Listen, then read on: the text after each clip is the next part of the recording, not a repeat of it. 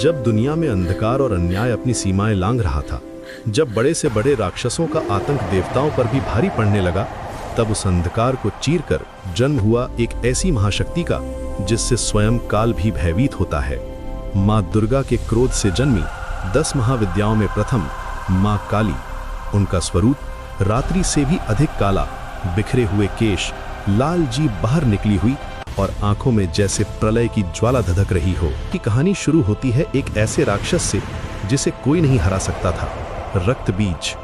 रक्तबीज को एक ऐसा वरदान मिला था कि उसके शरीर से खून की एक भी बूंद अगर धरती पर गिरती तो उससे एक और रक्तबीज पैदा हो जाता।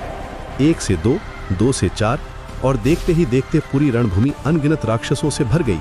सारे देवता हार मानने लगे, सृष्टि पर संकट के बादल छा गए। तब युद्ध के मैदान में उतरी महाकाली। उन्होंने अपनी जीभ को फैलाया और रक्तबीज का संहार करना शुरू किया।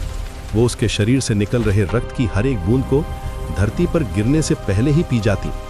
उन्होंने तब तक रक्तपान किया जब तक उस दुष्ट का सर्वनाश नहीं हो गया।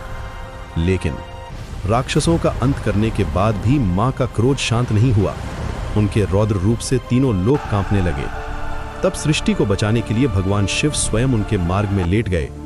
जैसे ही मां काली का पैर उनके सीने पर पड़ा, उनका क्रोध शांत हो गया। मां काली हमें सिखाती हैं कि अहंकार और अन्याय का अंत निश्चित है, सत्य की हमेशा जीत होती है।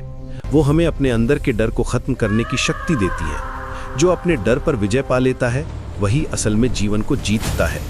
ये तो बस एक झलक थी। मां काली और ऐसी ही 10 महाविद्याओं की पूरी कहानी जानने के लिए हमारी 10 महाविद्या सीरीज को जरूर फॉलो करें। अब मेरे साथ बोलिए, ओम क्रीम कालिकाय नमः।